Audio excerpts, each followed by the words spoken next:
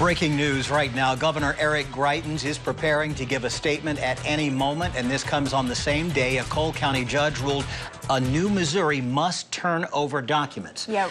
I'm Joey Parker, joined along with Alyssa Toomey. And Alyssa, these developments have been fast and furious almost every day. Yeah, absolutely. We have reporters stationed outside of the governor's office right now. We're told that they are not letting into the governor's office just yet. We are waiting. We have those reporters on standby. Any minute now, we're expecting the office to open their doors to let everyone you see behind me set up inside of the office. It's been a busy Capitol even after the session ended recently here in Jefferson City, as the special House committee has continued its investigation into Governor Eric Greitens. Now, today's testimony in particular was from a former campaign aide that spoke to ABC 17 News a few weeks ago as well about those early days of the Greitens for Missouri campaign. Mike Hafner testified to the House committee, as he had done before, about the Mission Continues donor list, just one of the two major scandals that the governor has been involved with since the beginning of this year, about his campaign getting a list of donors from the charity that Greitens started, which would be illegal under certain federal laws as well. Hafner had testified to the fact that they were also looking to solicit foreign donors to the campaign, which were never disclosed to the Missouri Ethics Commission.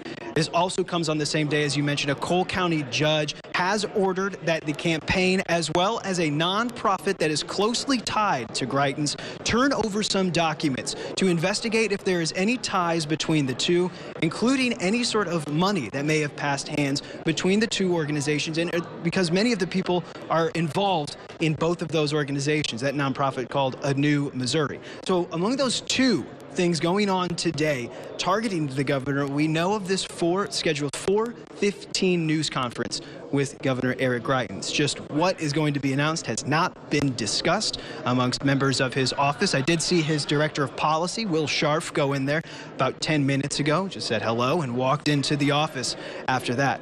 So we are still waiting for them to open the doors to let people set up.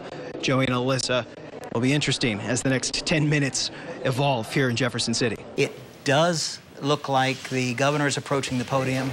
Here we go. Good afternoon. Today, I am announcing that I will resign as governor of Missouri, effective Friday, June 1st at 5 p.m. The time has come, though, to tend to those who have been wounded and to care for those who need us most. So for the moment, let us walk off the battlefield with our heads held high. We have a good and proud story to tell our children. Let's love them and each other every day.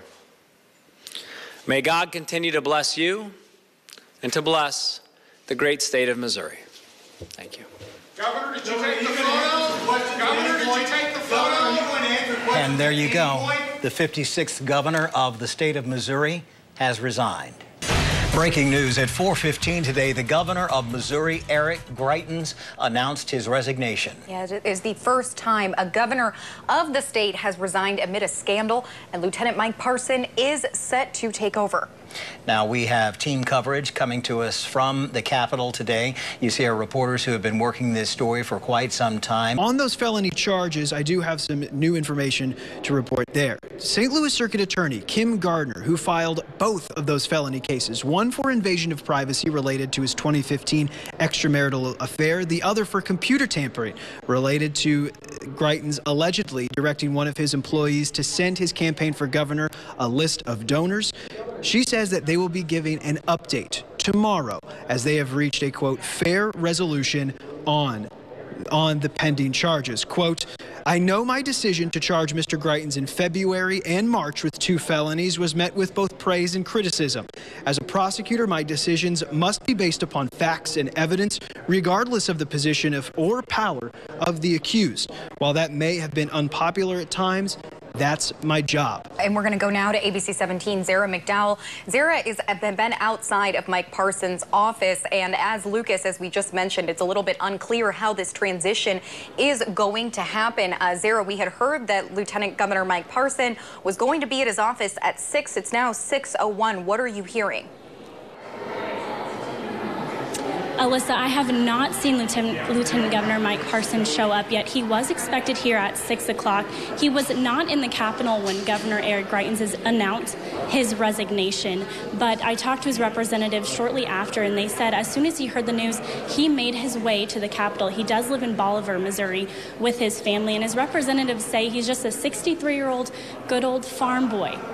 I will be outside of his office until he shows up tonight. There's no word on if he will just release a statement or if he will do a press conference tonight, but I will be out here for the remainder, waiting for his appearance.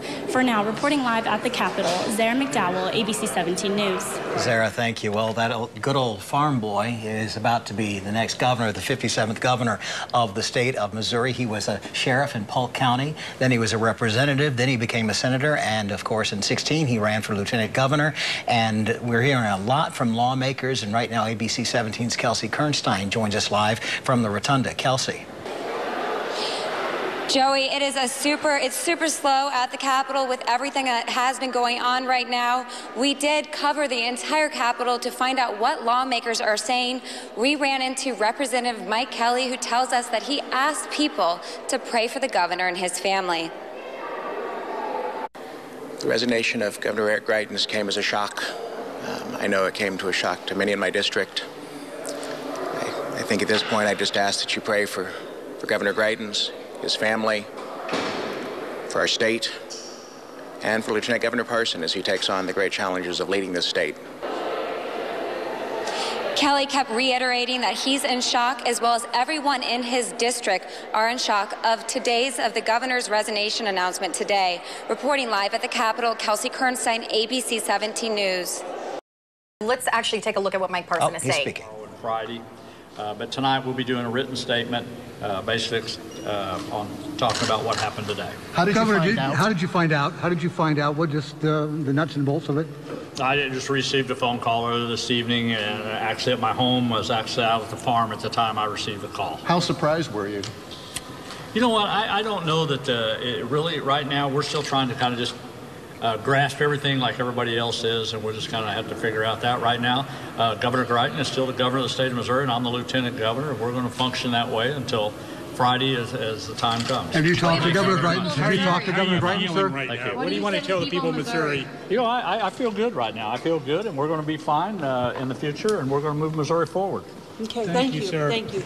Appreciate it. Very good. He feels fine and going to move Missouri forward. Yeah, some words of reassurance there. Right. That's right. And again, we'll be hearing a lot more. We know that they're going to have a written statement, and as soon as that comes out, we will break it to you. If it's not during this newscast, we'll do it at abc17news.com. Absolutely. All right, and we'll be back in just a minute.